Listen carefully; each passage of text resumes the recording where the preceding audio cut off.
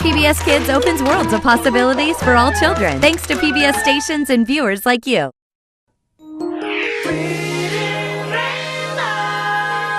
Butterfly in the sky, I can go twice as high. Take a look, it's in a book, a reading rainbow. I can go anywhere. Friends to know and ways to grow, a reading rainbow. I can be anything. Take a look, it's in a book, a reading rainbow. Reading rainbow.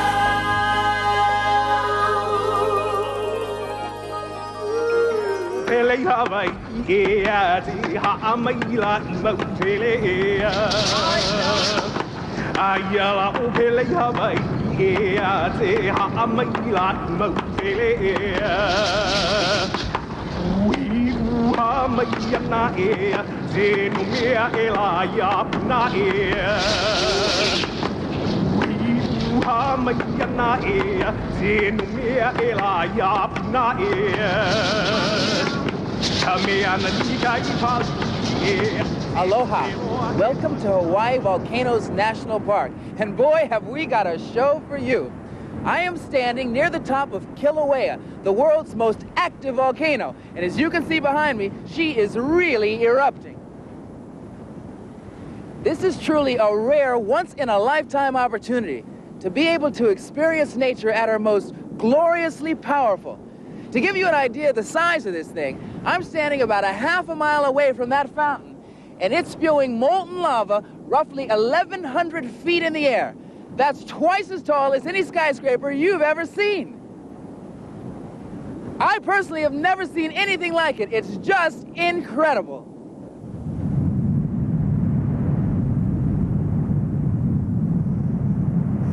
Lava is really hot, melted rock that's pumped up 40 miles through tunnels inside the earth. Those tunnels lie beneath volcanoes like this one.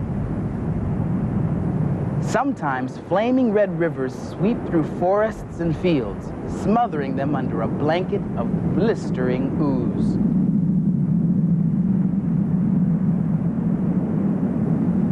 The lava is so hot, it turns anything it touches to fire. And watch how fast it moves.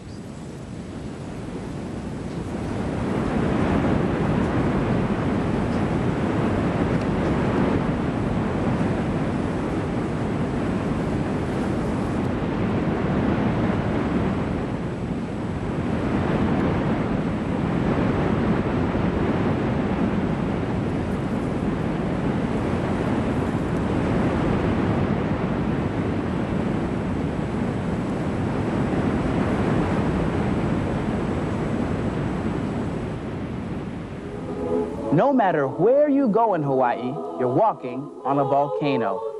That's because the Hawaiian Islands are really the tips of giant volcanoes sticking up in the middle of the sea. All this beauty, the spiked cliffs, gouged out canyons, rivers and waterfalls, snow-cone mountains, and black sand beaches is here because of volcanoes. Most of Hawaii's volcanoes are inactive, but Mauna Loa and Kilauea are still very much alive. Even when they're not erupting, they let you know they're cooking. The earth is so hot that when it rains, the water seeps through cracks and boils into steam. Then, when it's ready, the volcano erupts. This is what Kilauea looked like yesterday, getting ready to blow. The lava is just beginning to leap out of the cone. You know, volcanoes aren't born very often, but one was born about 45 years ago in the country of Mexico. And that's what this true story, Hill of Fire, is all about.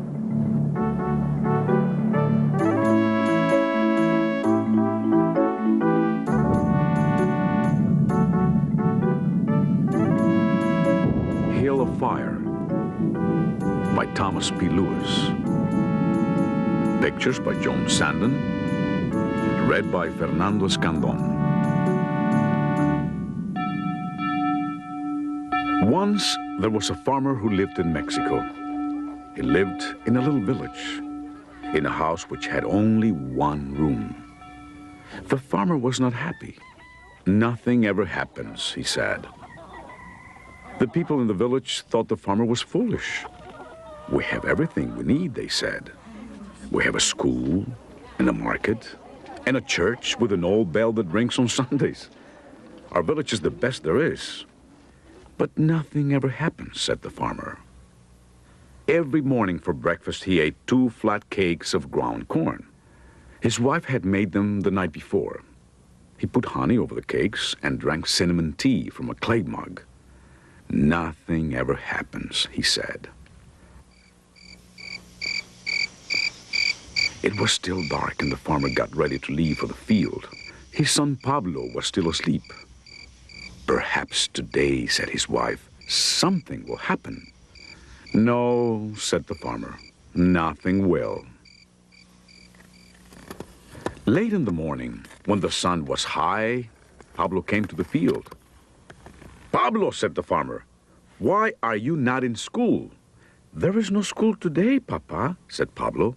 I have come to help you plow. Pablo helped the farmer plow the field. The ox pulled, and the plow turned up the soil. Suddenly, the plow stopped. The farmer and his son pushed, and the ox pulled, but the plow did not move. It sank into the earth. It went down, down, down into a little hole. The little hole became a bigger hole. There was a noise deep under the ground, as if something big had growled. The farmer looked. Pablo looked. The ox turned its head. White smoke came from the hole in the ground. Run, said the farmer, run! There was a loud crack, and the earth opened wide. The farmer ran. Pablo ran, and the ox ran too. The farmer ran all the way to the village. He ran inside the church and rang the old bell. The other farmers came from their fields. People came out of their houses. Look, said the farmer, look there. That night, no one slept. Everyone watched the fire in the sky. It came from where the farmer's field had been. There was a loud boom, and another, and another. Pieces of burning stone flew in the air. The earth was coughing. Every time it coughed, the hill of fire grew bigger. In a few days, the hill was as big as a mountain. And every few minutes, there was a loud boom. Squirrels and rabbits ran and birds flew away from the fire. People led their burros and their oxen to safety. Some of the people went close to the steaming lava. They carried big crosses. They prayed for the fire to stop. When the booming stopped and the fires grew smaller, the farmer's house was gone. The school was gone. The market was gone. Half the village was gone. One day, some men in uniform came in cars and trucks. So you are the one with the plow that opened up the earth, they said to the farmer. They laughed. You're lucky to be alive, amigo. The soldiers looked at the village. Everyone must go, the captain said. It is not safe to live here any longer. The farmer and his wife and Pablo and all the people of the village went with the soldiers. The farmer found a new house. It was not far from the old one, but it was safe from el monstruo, which means the monster. That is the name the people gave to the great volcano. The people made a new village, that made a new school and a new market. They had a great fiesta because now they were safe.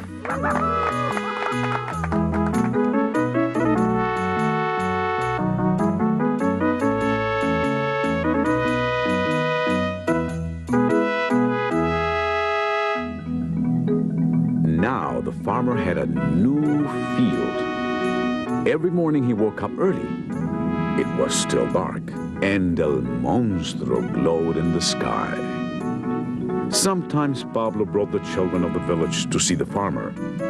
From the field, they could see the volcano smoking, like an old man smoking his pipe. "Can you make another hill of fire?" the children said. "No, my friends, no, no," said the farmer. He laughed. "One hill of fire is enough for me."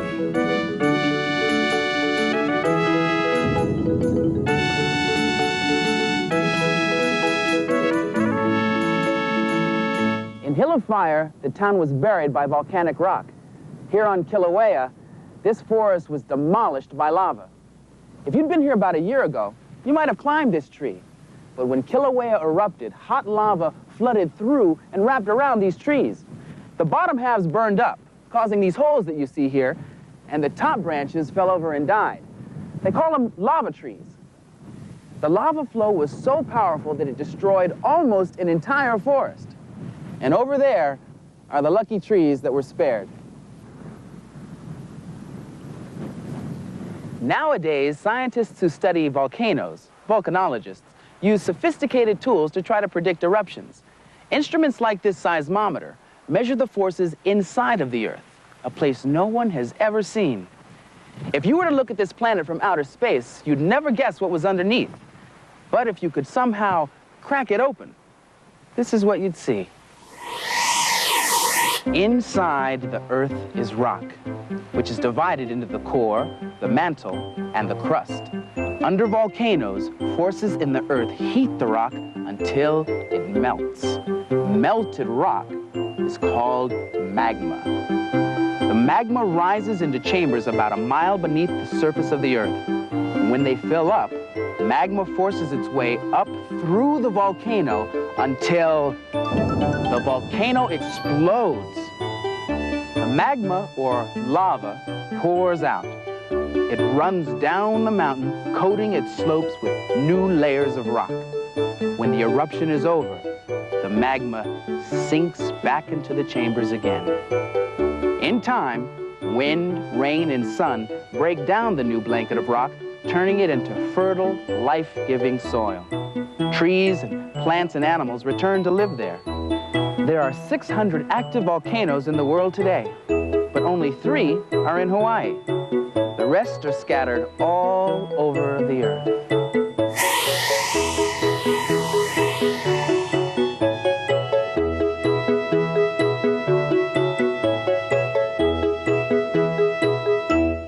It's unbelievable how much lava can gush from one volcano. And look at this. It's only just one little spill. There are 2 kinds of lava, 𝗟𝗏 and 𝗏𝗏𝗴𝗏. This is 𝗏𝗏𝗴𝗏, the smoother of the 2. It dries in wrinkles and curvy snake-like formations. It looks like rope. Some 𝗏𝗏𝗴𝗏 flows have toes, flat, round projections that tiptoe ahead of the rest of the pack.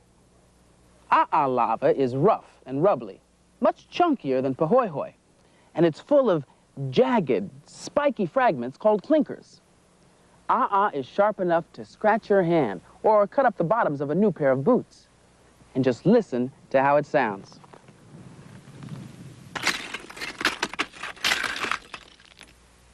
Sounds really neat, doesn't it?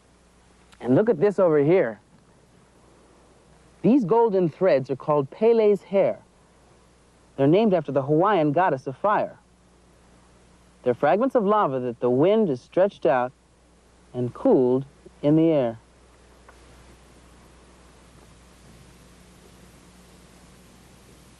This lava traveled miles and miles from the volcano's crater. You can actually see where the rivers of lava poured over that cliff and snaked right down through here. You know, when you look at lava closely, you can see that it glistens. It's really beautiful. It's full of colors and shapes, textures. Look at these pieces. You see how shiny that is on the surface? Smooth to the touch. But then when you turn it over on its side, see that? All those little holes in there? It's a lot rougher. It's almost like sandpaper or your cat's tongue. And look at all these colors. This one's got gold and blue in it. It's really beautiful. No two pieces are alike. And ooh, here's one here. This one's got some red, almost purple. And you know, lava isn't only what you see on the surface. Take a look at this. These are called lava drips. And they happen when the outside gets cooled and hard, but the inside is still hot and dripping. Neat, huh? Kind of looks like sculpture. You know, for hundreds of years, artists have been influenced by this natural work of art. And 𝗟𝗏𝗋, who lives here on Kilauea Summit, uses the volcano as inspiration for his own special kind of art.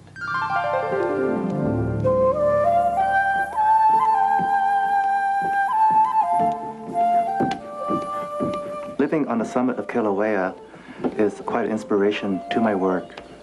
One views lava rocks, the colors of the rocks, the formations, the textures, the surfaces. And living in the forest, one senses the quality of the forest and tries to transfer it to the work.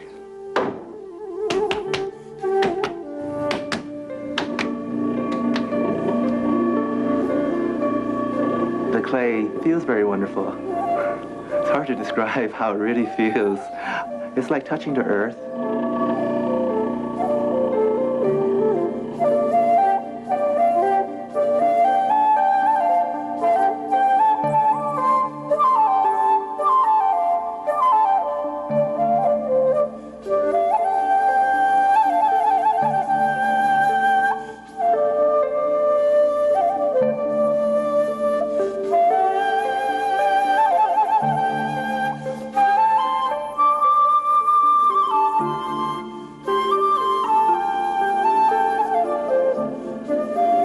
This particular series that I'm working on is a series, to me, symbolizing the volcano, living so closely to the volcano and creating a vessel from Earth to depict the feeling of the volcano.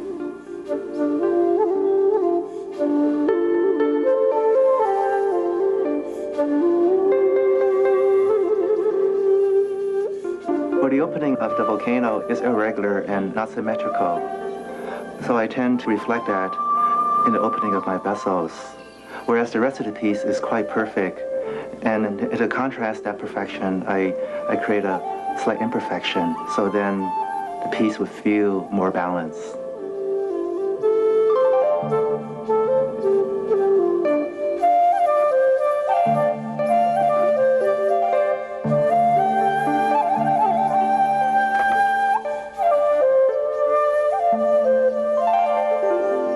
But the piece is done when it feels right and looks right.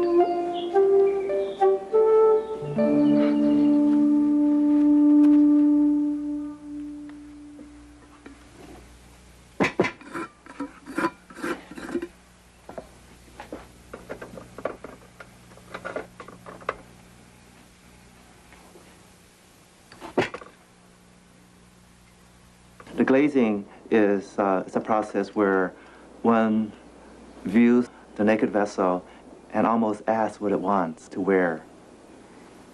All my glazes come from the earth. They're all earth minerals that are combined in different proportions to give different textures and surfaces and colors.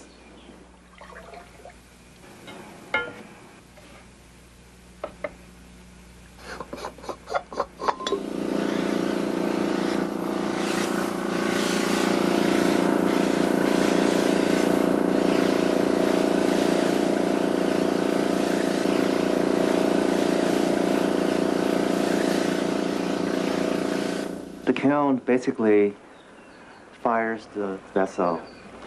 It creates a temperature hot enough to melt the glaze. This particular process that I'm using is called a raku process, and it takes 3 hours to fire.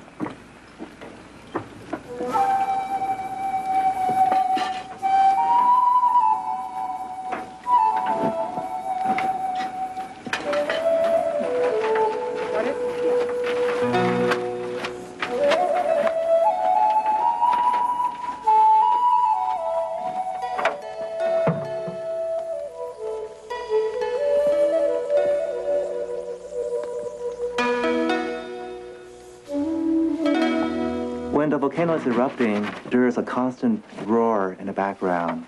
And this roar is just awesome and powerful. And as I'm working, I feel this power coming through me. I feel myself getting stronger. The most important thing when we're working with anything is to really find enjoyment in it and to be able to express ourselves through whatever it is that we enjoy and to perfect it and refine it to a point where it can express ourselves and our environment and the planet that we live on.